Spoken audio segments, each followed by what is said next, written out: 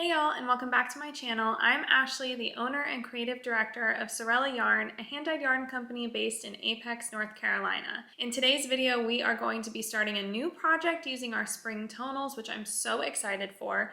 I'm also going to be talking about my trip to Portland, Oregon for Rose City Yarn Crawl, and that will include my own vending experience as well as my yarn haul, because you know I went shopping while I was in Portland. If all of that sounds good to you, grab a project, grab a cup of tea, settle in, and let's get started. Okay, so first things first, I have to tell you the sweater that I'm wearing because I know that you're already wondering. I know, I see you.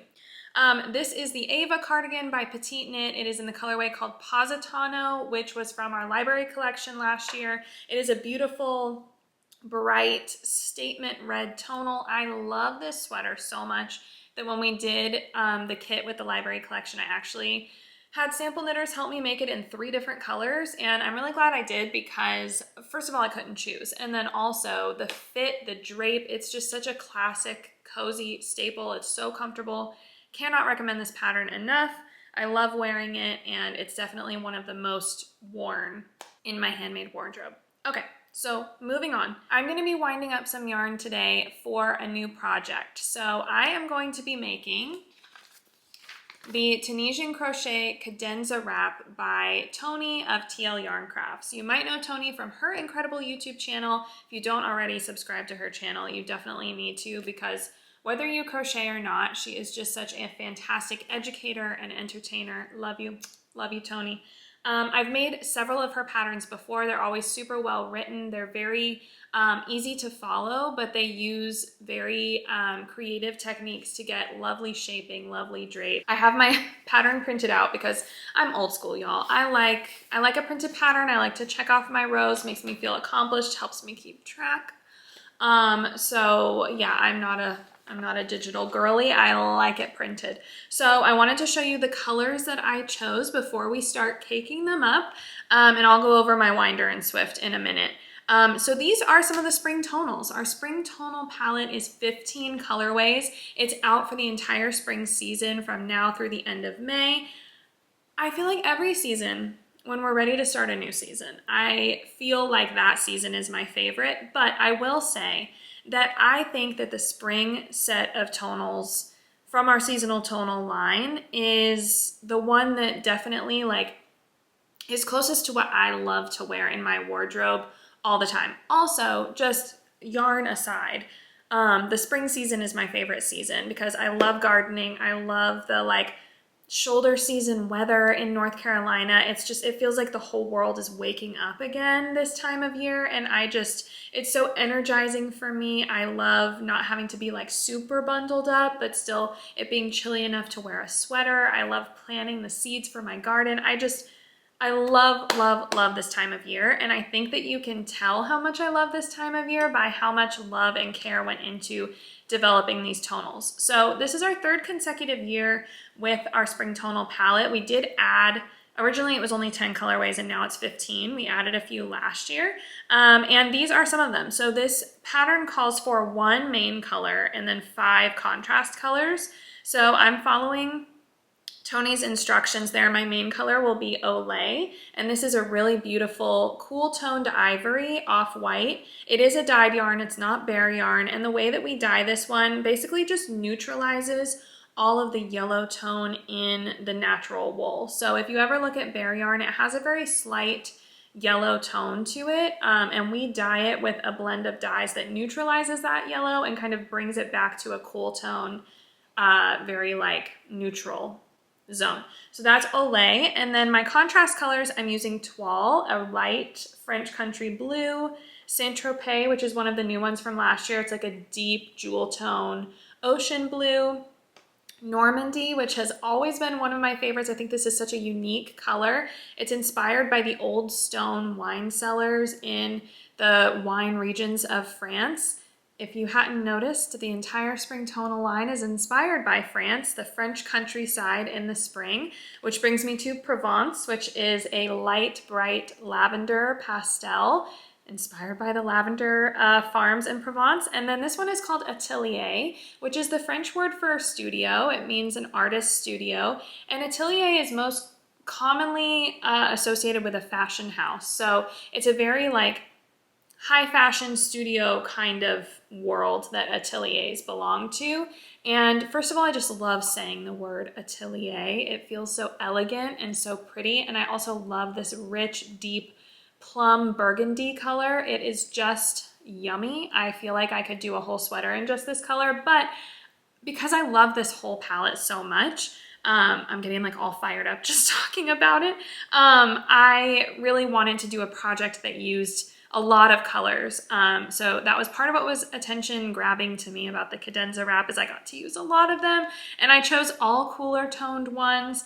I have many other projects in spring tonals. I'll probably wear some of them in videos throughout this season, but some of these I haven't worked with before. So Atelier, Saint-Tropez, I don't think I've even worked with Toile down there. So yeah, I am just super excited to get this started. I'm gonna start winding while I talk to you about Rose City in a moment. But first let's talk about my equipment here. Every time I post this winder on my stories or anywhere, I get a lot of questions about it. So I'll go over that first. So this is my electric yarn ball winder.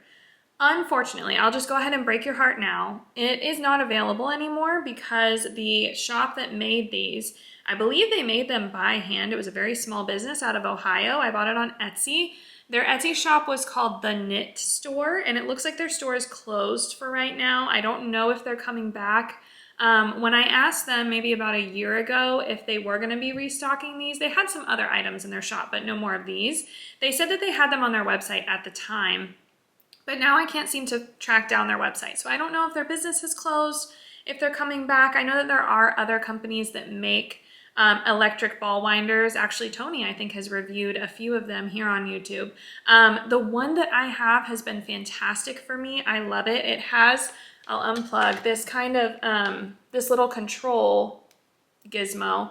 And then this connects to the wall, and it has a dial that I can turn up or down. So I'll just dial it up a little bit so we can spin it super slow. We can speed it up.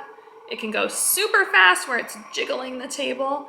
I don't go that crazy with it. I will probably go very slow with this today while I'm on camera because I'm gonna be distracted talking to you while I'm winding. So sometimes I would speed it up, especially if I'm in a rush. But I think low and slow is the way to go with an electric winder. Even though it's doing a lot of the work for you, you're not cranking with a traditional crank winder. It still needs extra love and care. My Swift is a less luxurious option. It's kind of a mid-tier Swift. It's the one from Knit Picks. I've had it for a long time. Like, I think I bought this to wind the very first skein of hand-dyed yarn I ever bought. Okay, so I'm gonna get started. Which one do we want to wind first? I'm gonna do Normandy first because she was my first love. I feel like this is such a great colorway because it's very neutral while still being a color. Like, it's not a bright, kind of loud color, but there's enough color there that it's, you know, something fun and different, especially for those that don't necessarily want to wear a Positano level bright colorway. This little guide right here helps feed the yarn through at an appropriate angle for the winder. Has a little spot there to thread the yarn, and deep breath, and we wind. I think we're good. I'm gonna let this keep going while I talk. So speaking of all things French with the spring tonals, I have a book recommendation. This is called The Paris Novel, and I actually read this book last year, but I thought it was appropriate to share with you because we're talking about Paris and France in the springtime. I picked this book up in the airport because I had forgotten to bring a book when I was flying up to New York last May, and I read about half of it on that trip and could not put it down when I got back. I don't think I've finished a novel this fast in a long time. You might have seen in episode 1 on this channel, I was recommending some gardening books, and I think the majority of the books that I read are practical books. They're either informational things like gardening, they're cookbooks, they're biographies or books about business. Not everyone enjoys biographies or nonfiction, but I really do, so it's rare that I pick up a novel that I love. I really rarely read fiction, but this one just had me hooked from the very beginning. Let me back up and tell you what it's about. This is about a woman whose mother has passed away and leaves in her will the money for her daughter to go to Paris for the first time and learn about why her mother loved it so much and why it was so special to her. And this book is really just the start to finish journey of this woman discovering Paris. She's wearing amazing clothes, she's eating amazing food, she's, you know, dealing with the grief of losing her mother and trying to understand her mother more. It is just, it's such a beautiful slice of life kind of book. It's a little bit aspirational in the sense that I've never been to Paris and I have dreamt of going my entire life. And I, you know, am kind of living vicariously through this character, but also it's relatable in a way that it's not like beyond the realm of possibility. And I think that that's what really spoke to me the most, is this is what I hope my first trip to Paris is like, give or take a couple of scenes. I've actually recommended this book to a couple of friends and all of them have loved it too. And they have very like different taste in books than I do. So it's worth checking out. So now let's talk about Rose City Yarn Crawl. If you're not familiar with this yarn crawl, it is very popular. It's in Portland, Oregon every spring. This was my first year going to Rose City Yarn Crawl. This year there were 10 local yarn shops participating and we had a trunk show at one of them. So the crawl goes from Thursday to Sunday and there are tons of pop-ups and trunk shows throughout the weekend by indie dyers, yarn companies, notion companies, pottery artists. All sorts of different pop-ups and trunk shows are going on at those 10 yarn shops throughout the weekend. I came in on Wednesday and I had to leave on Saturday because I had to get back to the kiddos.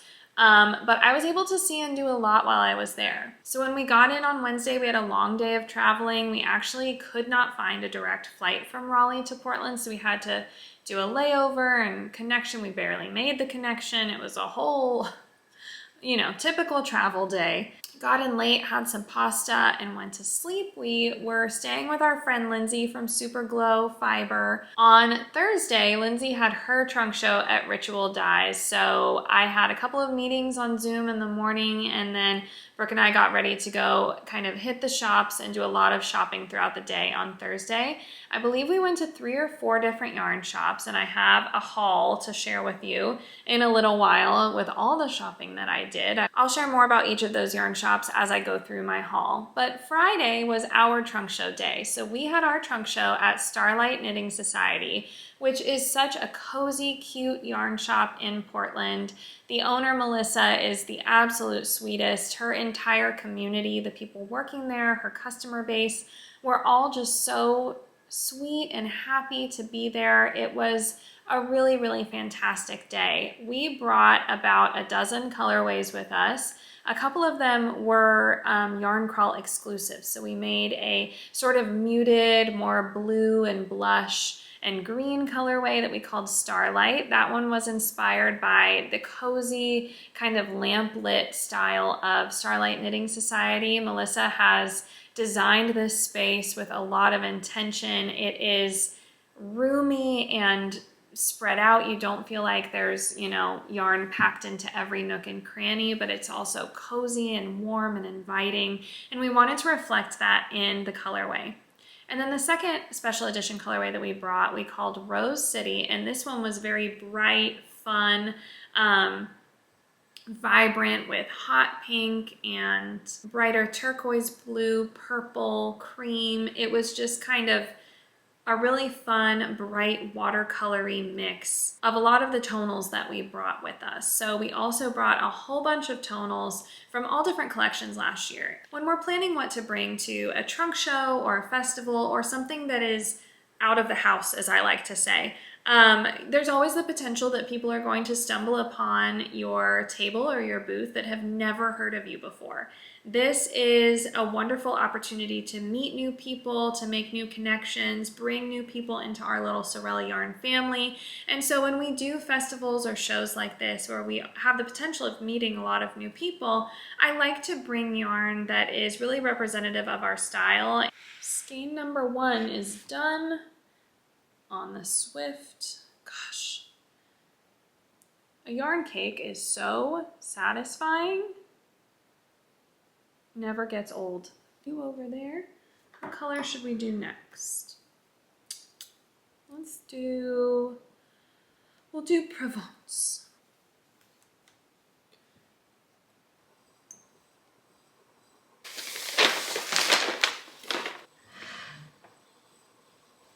So at Knotty Lamb that day on Thursday, there were 2 trunk shows that I had to see, the first of which was from Twisted Ambitions. Ross is a wonderful hand dyer. He brought so many beautiful colorways. I could not believe the variety that he had at the show, and I had to pick up these 2 skeins because, I mean, what a riot of color.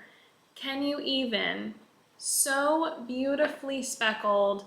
I usually don't go for yarn quite this bright, but I just feel like this would make such a beautiful little cowl. I made a DRK Everyday cowl back in December by Andrea Mowry, and I used a few skeins of a DK weight, and I think that this would be such a beautiful version. I think I want to make another one in this yarn because it is just so fun. What a great yarn for an accessory. It's beautiful. I love it. I can't wait to make something with it.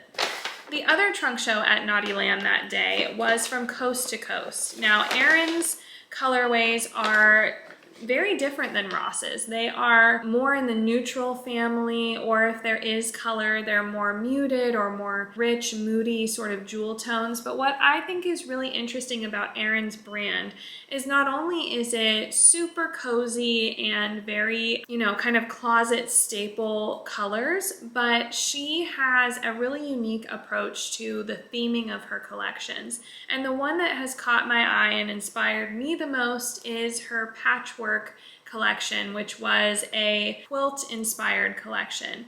Now, the way that she went about developing this was super interesting. She collected stories from her audience, from her community, about their favorite quilts that mean a lot to them, and then created colorways inspired by these community quilts. So I had my eye on this collection when she did the first pre-order, when she did the second pre-order, and I couldn't narrow down what I wanted. So when she had some of these colorways at her trunk show, I absolutely could not resist. I had to have them. And what I chose is a really unique base yarn. So this one is called Stars Over Appalachia, which is also special to me because part of North Carolina is the Appalachian. Someone let me know in the comments which one is correct, because even though I'm not from the Appalachian area, I do love going there. I love visiting the mountains of North Carolina. And so I loved the name of this, but the color is really, really special. At first glance, it just looks like a muted heritage vintage blue, but you see that there's a lot of purple tone in there and some green. It's a variegated colorway, but it's a very subtle variegated. So that's Coast to Coast. And then also at Knotty Lamb, I just picked up some stitch stoppers from Coco Knits. I misplaced like almost all of my stitch stoppers and I needed some more. So Coco Knits is always a wonderful choice. The packaging's beautiful. The products are beautifully made. Love Coco Knits. Okay, so that's it for Knotty Lamb. So next after Knotty Lamb, Brooke and I went to a yarn shop called Weird Sisters, which is an adorable little yarn shop bookstore combo. So cozy, so cute. They were having a trunk show as well, but I actually picked up some books instead of yarn at this yarn shop. Every trip that I take without the kids, I always bring back each kid a book. And they know that when mom comes back from a trip that they were not able to go on, they get a book. So the book that I chose for Parker, I wanted to share with you. Parker is our oldest, and he has been getting into cooking with his dad more often lately. Provence is done. Another satisfying cake. And let's go with toile next. My table is looks like it's full of junk right now, but you know what? What a blessing to have a table full of stuff, you know? Okay, and she's good. So the book that I picked up for Parker from this trip is a cookbook that he can look at with his dad. My husband CJ cooks dinner just about every night. Rarely do I cook dinner. I'm more of a baker, and honestly, I'm usually at the studio until right up before dinner time. He loves to cook and is a fantastic cook, and Parker has been loving pitching in the kitchen with him lately, so I wanted to encourage that. And I saw this book that just looked perfect. It's called Kid in the Kitchen by Melissa Clark.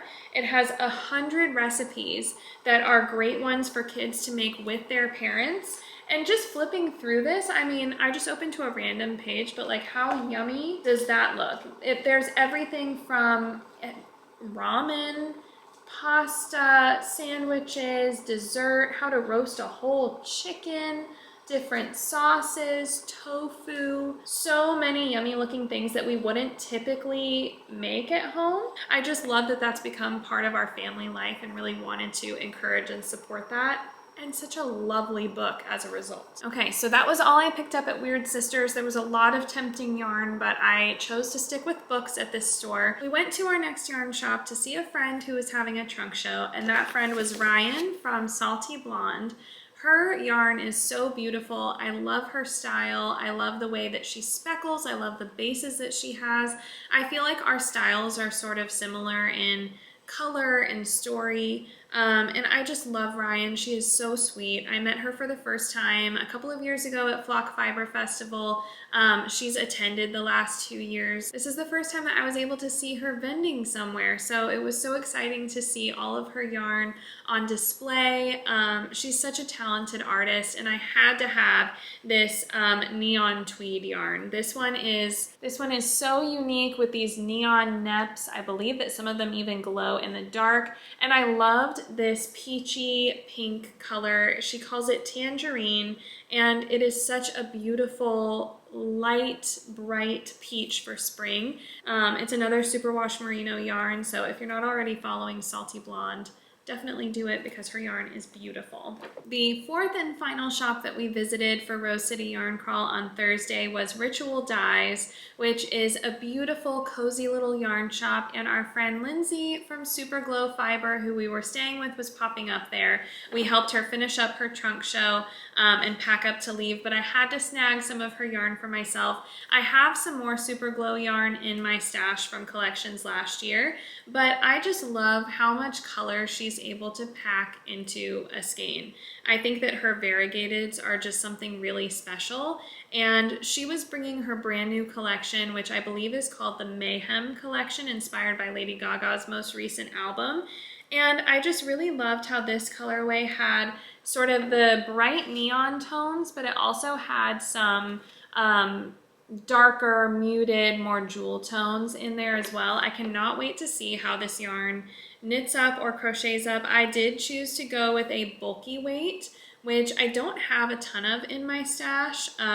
This is 100% superwash merino, and I did get 3 of these. I felt like 3 was my number for bulky because I wanted to be able to do a sizable scarf or something. I think that I always tend to go toward accessories for variegateds because sometimes, especially when I go for ones that have a lot of color in them, I want to make sure that it doesn't overwhelm me, and I think that using tonals for garments and then variegateds for accessories is just kind of the split that I like to do in my own wardrobe.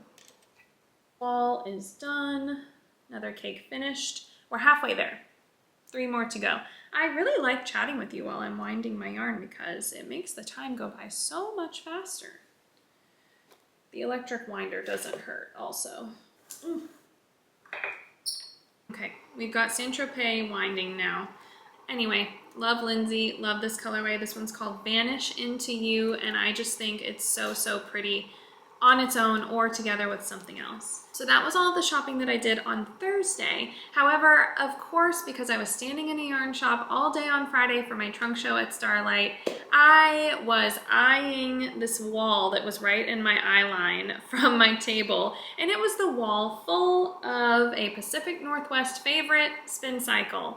You might be familiar with Spincycle. They make custom milled yarn that they dye in-house. It is a super unique product, super unique yarn, and it really just, is in a league of its own. I love the style of Spincycle yarns, and I admittedly have had a few skeins in my stash for several years that I've never worked with, but I think that the time is now. I think that the time has come. I had my eye on these across the way all day long and was hoping no one snagged them. Thankfully they didn't, so when I was done with my trunk show, I picked them up. Again, I got two because I don't know, that's just my number, I guess.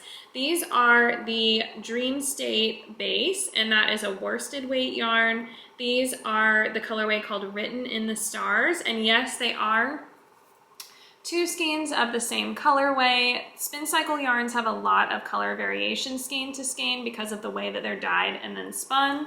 I think that these would be beautiful with really anything in the stash. I mean, I could use them with these spring tonals that I'm using now, but after I was done shopping, I realized how pretty would these be with this Salty Blonde yarn that I got. The Salty Blonde is a DK and the Spincycle is technically a worsted, but I think that they're very similar weight, so I think that I could use them together really well. I'm thinking about using these for an Inclinations shawl, which is another Andrea Mowry shawl cowl. I think she has a cowl and a shawl pattern for Inclinations, using two colors that alternate, and it almost gives sort of like a woven texture. I think it was originally designed in two colorways of Spincycle yarn, but I wanted to try it with a Spincycle and a something else, and I think that that'll be really pretty and be a very soft, delicate project. So maybe when I'm done with my Tunisian shawl, maybe I'll work on that one or save it for later on in the year, I'm not sure. So that is my entire haul from Rose City Yarn Crawl. I had so much fun in Portland, and I really hope I get to visit again. I definitely have a lot of crafting to do with these yarns, but even if they just join all my other yarns in my stash, that's not a bad thing. Something I wanted to mention that I did hear from guests of the Yarn Crawl throughout the weekend was this sort of guilty feeling around yarn shopping. And as a hand-dyed yarn company owner, I want to encourage you to let go of any guilt that you feel over your stash or over shopping for yarn. There were many people that said to me at our trunk show that they didn't know why they were still shopping. There was one guest in particular that said, "I have so much yarn at home. I don't need to be here. What am I doing here?" And I responded to her gently by saying, what you're doing here is supporting a woman's dream, a small female-owned and female-run business who gets to create beautiful things for a living. You're doing that for me. And I think that it kind of helped her understand the role that she plays in yarn companies and local yarn shops surviving. And sometimes I like to call myself a yarn collector because I have a lot more yarn than I need. I think a lot of us do. How much yarn does one really need? However, I want to encourage you to reframe that thinking, because it's your support that allows companies like mine to survive and to thrive. It's you who puts food on my table. It's you who allows me to sit here and do this on a Thursday morning. Let the guilt go about the stash. Let the guilt go about how many whips you currently have, how much yarn you picked up on your most recent shopping trip. It really is such a gift to me and to all the other dyers that you see at events like this. Alrighty, well, I have a couple more skeins to wind for my beautiful cadenza wrap. I will catch up with you in the next video and let you know how my new project is going. I hope that you enjoyed today's video. Thank you so much for visiting with me here at home, and I can't wait to see you soon. Bye-bye.